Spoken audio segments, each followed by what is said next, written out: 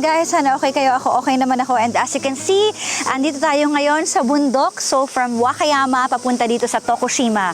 Pwede kayong mag-ferry or pwede rin kayong by land kagaya ng ginawa namin. Nagkotse kasi kami para makita talaga lahat ng view. So medyo mahaba lang po talaga yung biyahe. So from Wakayama, nag-stop over kami sa Kobe, and then from Kobe papunta naman kami dito sa Tokushima. And 1.5 hour pa paakyat dun sa special village na tinatawag na Scarecrow Village, ang Nagoro, kung saan walang tao sa village at puro mga manika na lang yung sumasalamin sa mga taong nanirahan dun before. So this is a very special edition video at pupuntahan natin siya.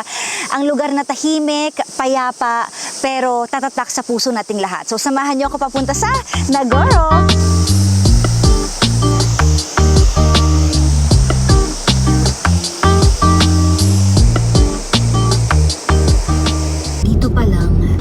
Mapapansin nyo na marami ng mga abandoned houses. Diba? Konti yung mga tao. At marami na rin building na walang tao.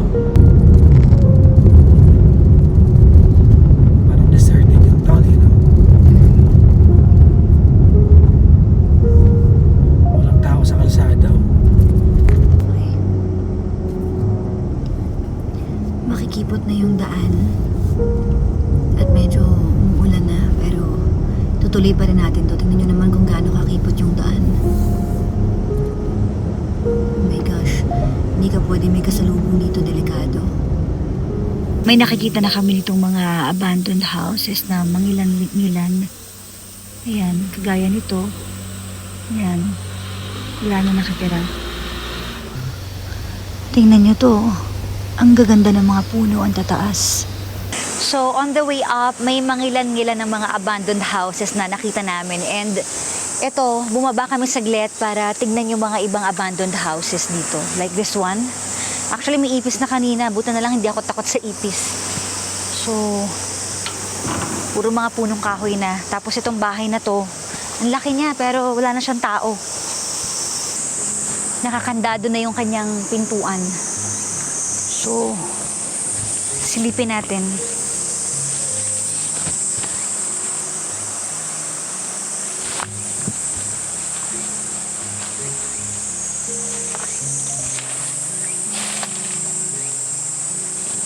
Sobrang lumang-luma na ng mga ano nyo, ng mga pangkawit sa mga damit. Tapos may lumang takore.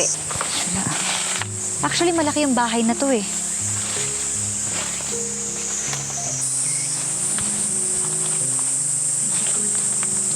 May nakita tayong mga VHS tape.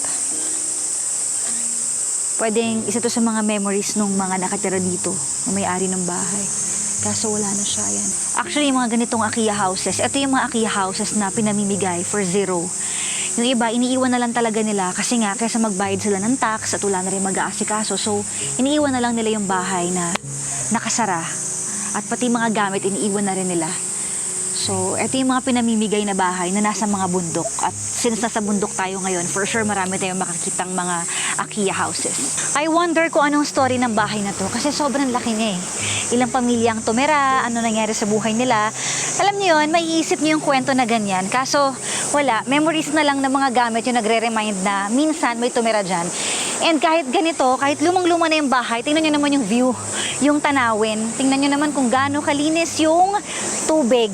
Kumbaga, bawing-bawi ka sa view eh. Kaso, kung malungkot naman, yun yung mahirap. Yan, tingnan nyo naman kung gaano kalinaw yung tubig, di ba? At yung tunog ng tubig, ang sarap sa tenga.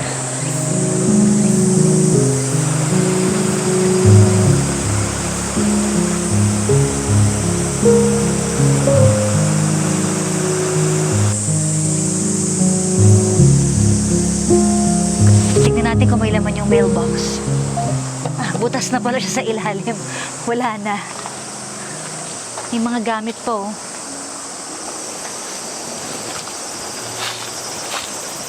So from here, meron pa isang bahay dito na maliit na abandoned din. Tingnan natin. Oh. And as you can see, yung katabi niya, kung nakikita niyo tong bahay na to, ayan, kusa na lang siyang bumagsak.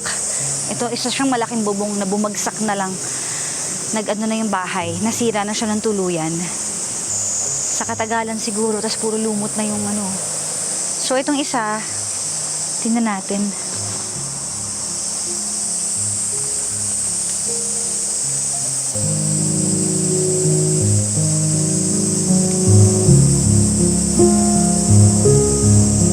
Grabe ang kipot ng mga kalsada.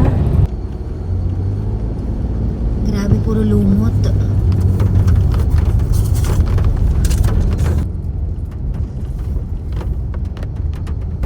Delikadong umakyat dito or bumaba ng madilim. Walang ilang ang kalsada eh. Oo.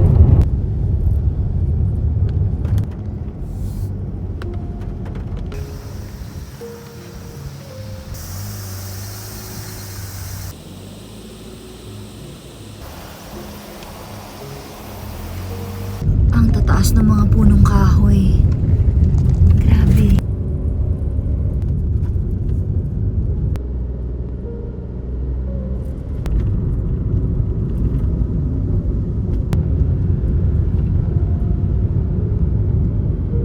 Ang daming mga ibon na nakatambay. Yan yung dadaanan namin. Paakyat. Super zigzag. Paakyat sa tuktok. Ito na. Grabe, di ba?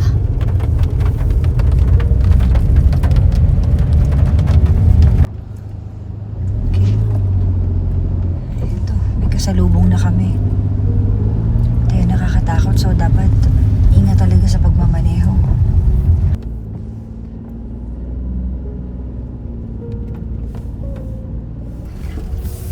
Oh my God, nandito na tayo.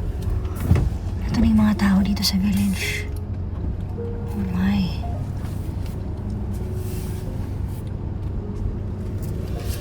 We're here. Oh. So finally, after a very long drive, ito na. Nakarating na tayo sa Nagoro, ang Scarecrow Village. So nakikita na natin dito, meron na ditong manika na nakatambay. And around the area, marami pa tayong malilibot. At marami ding mga abandoned houses na nasa labas yung mga manika. So, tara, libutin natin yung place. Guys, hindi maganda yung weather ngayon, umaambon. Wala tayong dalang payong. Sa unang tingin mo dito, bumaba na kami. Sa unang tingin mo, akala mo totoong mga tao, pero mga manika sila. So, kwento nito parang mag-asawa sila. Tingnan natin. Ayan oh. Oh. Nalungkot ako bigla. Nakaramdam ako ng lungkot. Yung mag-asawa kayong tatanda kayo together na nakatingin kayo sa ilog. Kaso, wala. Ang dami ko pa nakikitang manika around the area. So, libutin pa natin siya. And as you can see, ito na yung mga tao sa paligid natin. Hindi pala tao. Mga manika. May mga damit sila, kumpleto, may mga sapatos. And meron pa isa dito. Hiramin ko lang po saglit ha. Ayan o. Nagoro, the village of Scarecrow in Tokushima. Siya yung gumagawa nitong mga manika. The story of Scarecrow Village, it all started from a lady's handmade scarecrow. Noong 2002 siya nagsimula, si Tsukimi Ayano. Bumalik siya ng Nagoro, where she grew up from Osaka. Tapos, after a year, she made a scarecrows that looked like her father in order to protect the field from the damage of the crows. Tapos, naging interesting na story na siya. Then it became interesting to watch the neighbors saying hi to the scarecrow. And since then, she has been making scarecrows, which are now over 370 scarecrows. So bumibisita rin siya sa ibang mga regions para magturo kung paano gumawa ng mga scarecrows.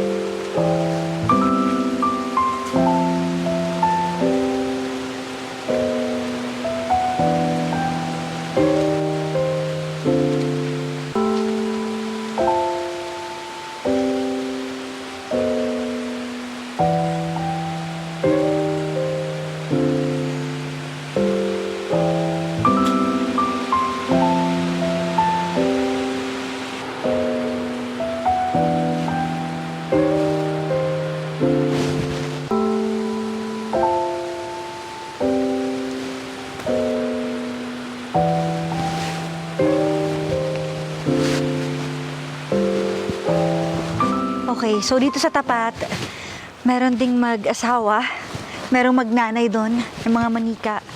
Silipin natin. Ayan oh, may dala silang mga maleta. Ang galing. Meron ulit siyang brochure. Feeling ko ito ay para sa mga turista. Isa to sa mga bahay na abandoned, walang tao. May nakita tayong mag-asawa dito. Mag-asawa ba? Hindi pala. Magkaibigan sila. Pareho silang lalaki. May dala silang mga maleta. Ayan, ang galing. May sapatos pa talaga sila. And dito naman sa side na to, magnanay. Tara. Ayan oh. May bike pa siya. Yung bata. Grabe yung creativity nung gumawa nito, di ba? Para maisip niya to at para gumawa siya ng ganito. Grabing effort. And ito, isang family siya. Isang buong family. Tapos meron din dito. Ito. Nagbabike pa. So, dito sa side na to, may nakikita na ako mga manika. At meron siyang parang workshop. Pero ang mga bantay, mga manika. So, tara, puntahan natin yung place. Ang linaw ng tubig, oh. Ito na sila. Isang buong family. So, based sa mga nakikita ko, para siyang group tour. Ayan, may ID pa. Expedition. So, parang tour ng mga bata. Hindi ako sure, pero ayan, puro mga bata yung nakikita natin. And dito parang mga preschool. Grabe. Pati medyas, pati sapatos, kumpletong-kumpleto talaga. As in, taong-tao talaga sila kung titignan mo. With bags. Lahat, kumpleto.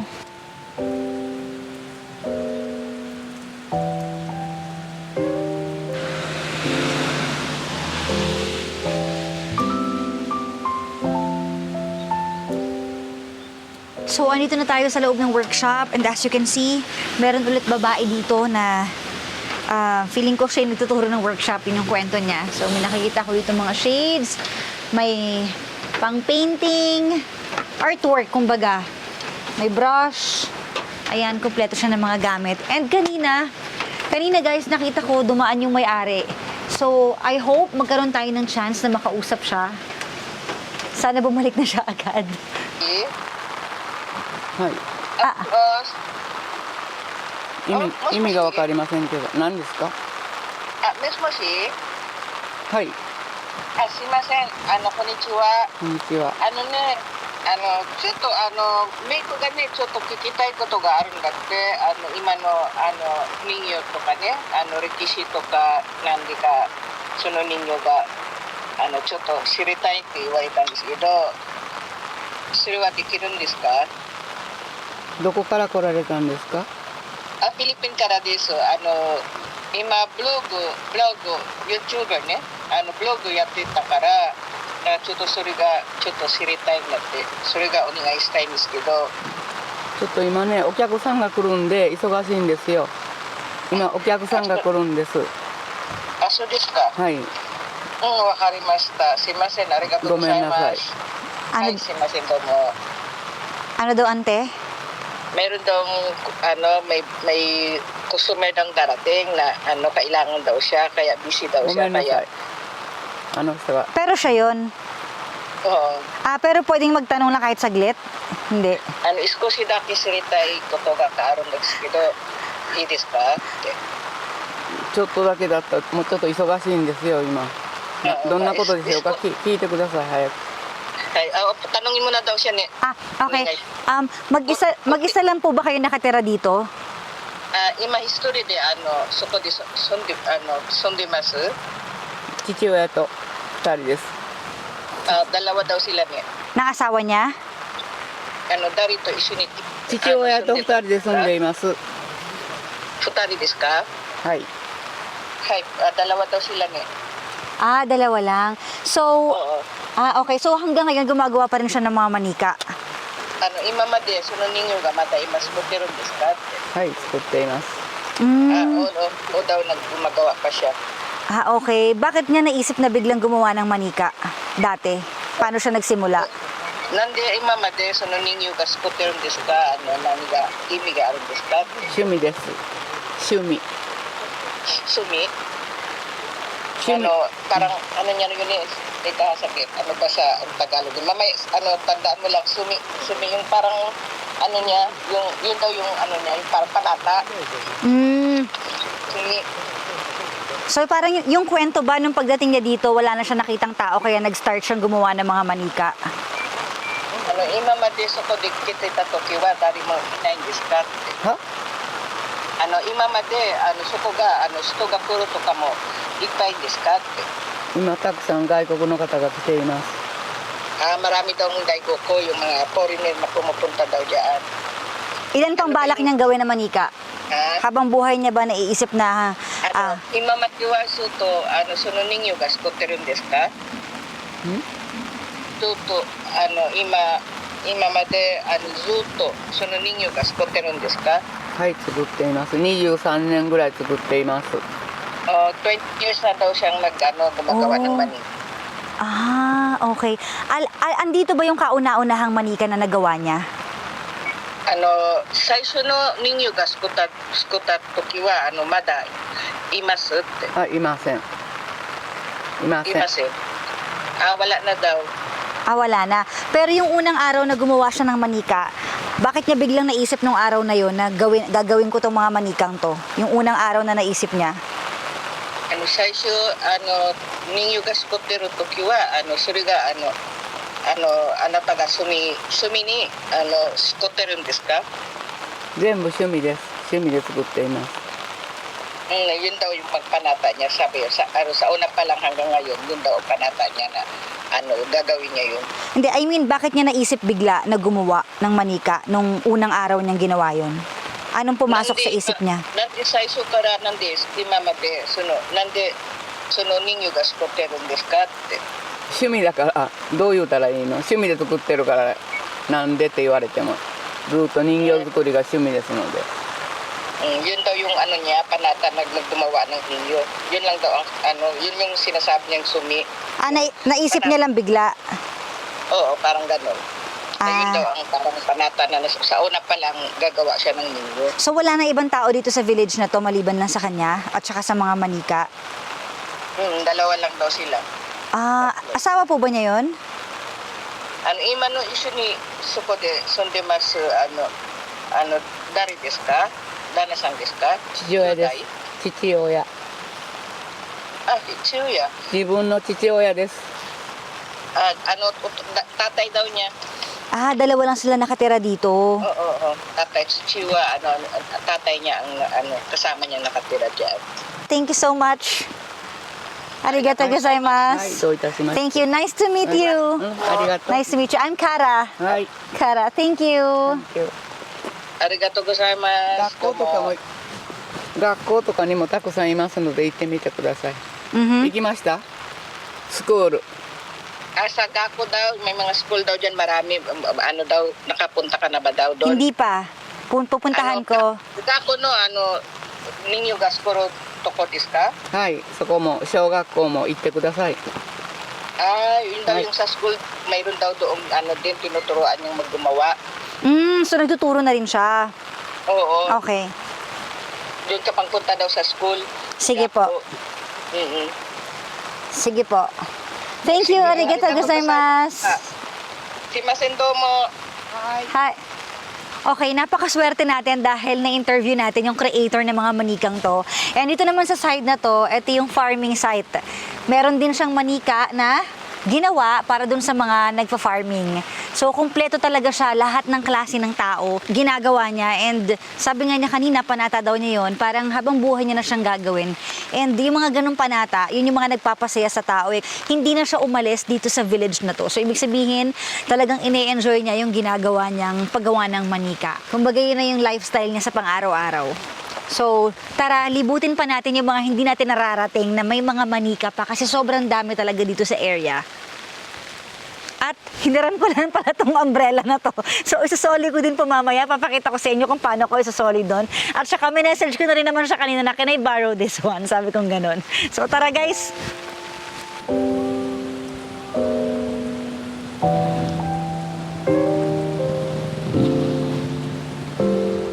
Okay, so andito naman tayo ngayon sa isang waiting shed na marami ding mga manika and feeling ko ito yung mga manika na para sa mga turista, mga makabagong tao ngayon. Kasi tingnan nyo naman, gadget, naka-gadget siya.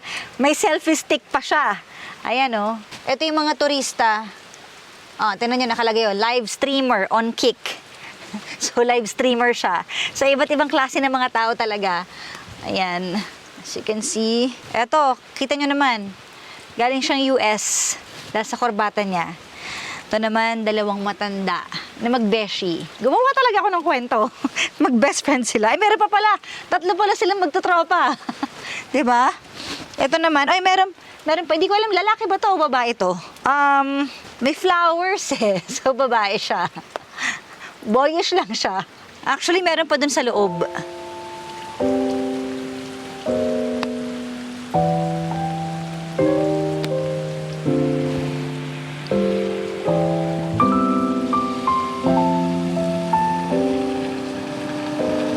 Ito naman yung mga manika na maintenance crew nitong village. Kasi tinan nyo, may dala sila mga panlinis. Nagpapahinga muna sila for now at nagkikwentuhan. After nilang maglinis. Dito sa side na to, tinan nyo, meron din siya oh. Hi! Ayan, dito meron din.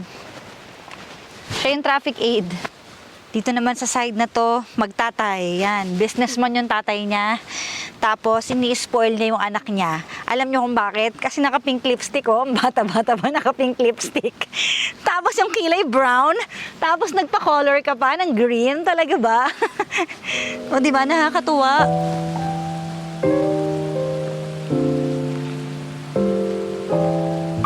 So, makita tayo dito. Dito siya nakatira. And dito siya gumagawa ng mga manika. As you can see, sa labas ng bahay niya, punong-puno na ng mga manika.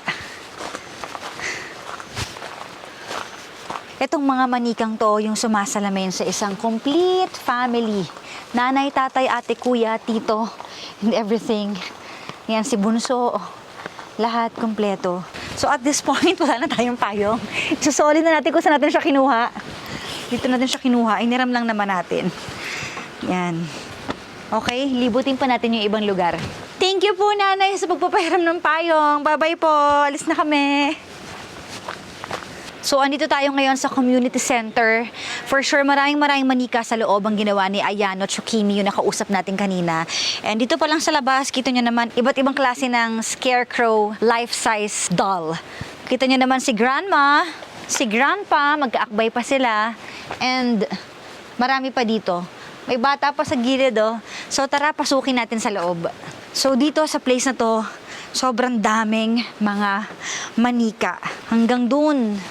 And of course, syempre, papasukin natin siya sa loob. Tcharan!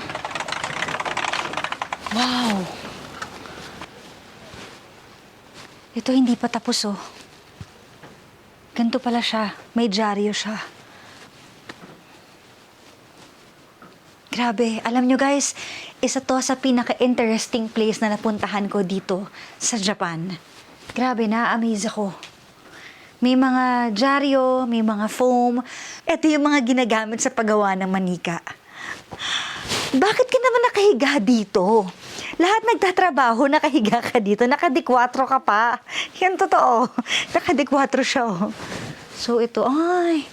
Ito may mga naka-Japanese attire pa na mag-asawa. Tapos ito, mag-asawa din. Meron silang anak. Kinumutan kasi nilalamig. Diba? Grabe naman, pak na pak ang lipstick ni Ateng. Ang bata-bata mo pa, naka-red lipstick ka na. Hindi, magdadalaga na daw kasi siya. Anyways, iba't ibang itsura, iba't ibang damit, iba't ibang personality, iba't ibang trabaho at ginagawa sa buhay, yung mga makikita nyo dito. And may mga pictures din siya, oh. Kasama ng life-size dolls. Malabo ba mata mo?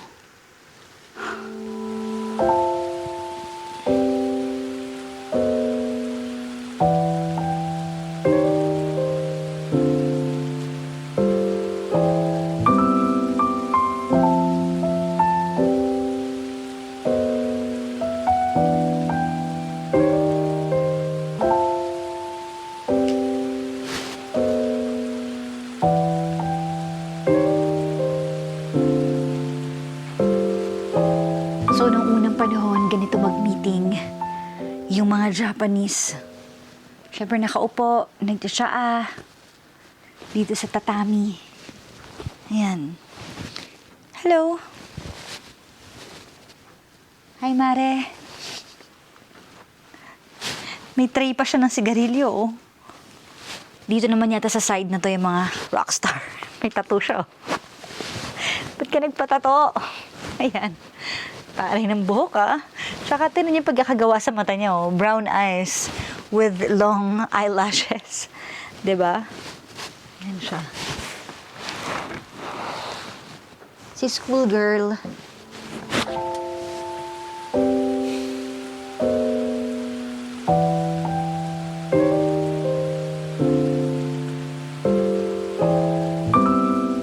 I think based sa picture na to, ito yung mga tinuruan sa workshop. Itong si schoolgirl na kasing laki ng tao at mas matangkad pa sa kanya. Andun siya. Silipin natin si schoolgirl. Ito. Ito si schoolgirl. Nakaupo siya. Ayan. Hi, schoolgirl. Cute ng lipstick mo.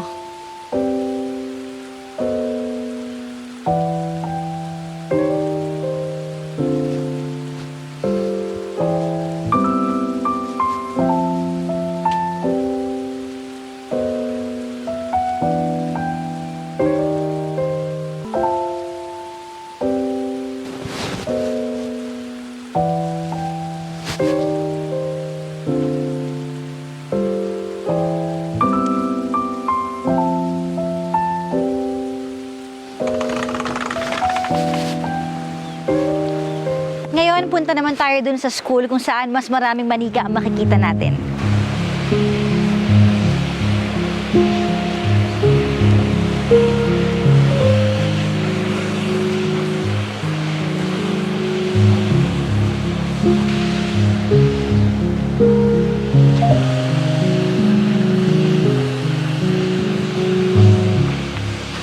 So, ito na yung school na sinasabi niya, I guess. Mas malaki siya at mas madaming mga manika.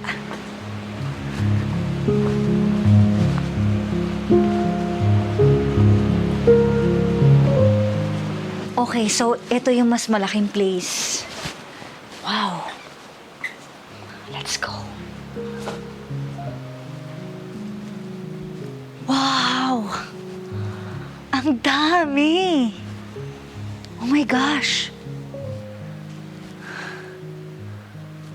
So, yung mga manikang to, yung sumasalamin sa mga taong nakatira dito sa village dati. At ngayon, wala nang nakatira. Kaya, mafe-feel mo yung lungkot. May nafe-feel akong lungkot na lahat ng mga to, parang kung gaano kadami to mga to, ngayon, asa na sila?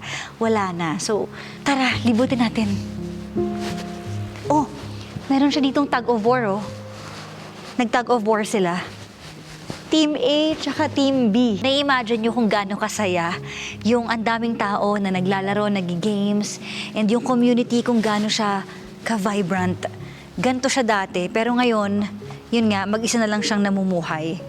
Pero siguro, ang tanging nagpapa-push sa kanya para mas mabuhay pa, eh yung paggawa ng mga ganitong klaseng manika. Dahil siguro nafe-feel niya na may mga kasama pa rin siya.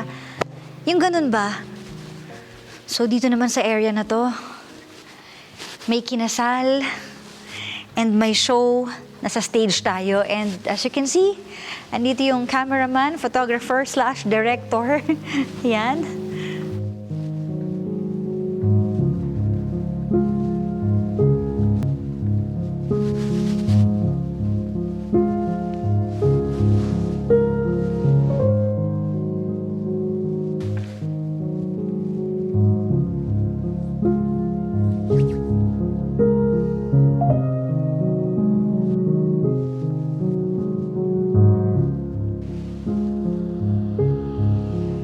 So kung lahat ng mga manikang ito ay based dun sa mga tumira at nanirahan dito sa village na to, ibig sabihin sa utak ng creator ng manika na ito, may mga pangalan ang bawat isang nilalang na manika dito. Diba? Iba't ibang klaseng mukha, yun yung naaalala niya. So dito sa side na to, puro mga bata.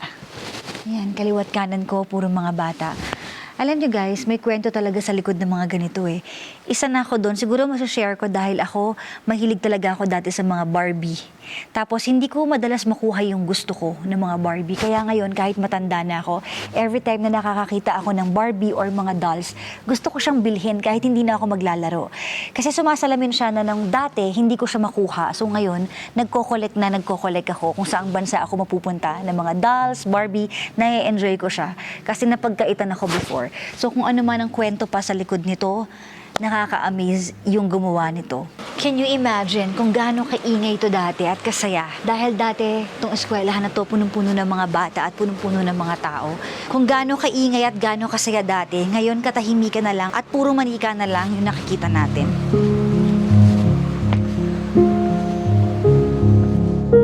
Sa lugar na ito, may mga taong wala na, pero parang nandito pa rin sila.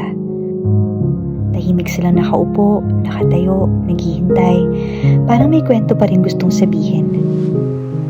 At habang tinitingnan ko sila, napaisip ako, ganito pala ang buhay, no? Darating ang panahon na lahat tayo ay magiging alaala.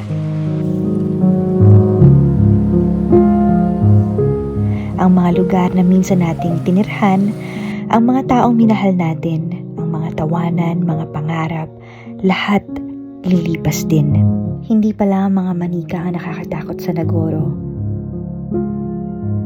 kundi ang realization na darating din ang araw na lahat tayo ay magiging alaala na lang.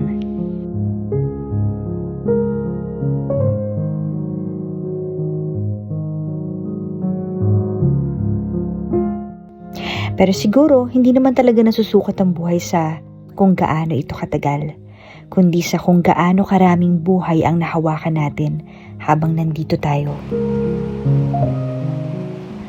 Kaya habang may pagkakataon pa, magmahal tayo, magpatawad, at maglakbay. Higit sa lahat, mabuhay tayo. Dahil balang araw, baka hindi na tayo ang makaalala sa mundo, kundi ang mundo na ang makaalala sa atin.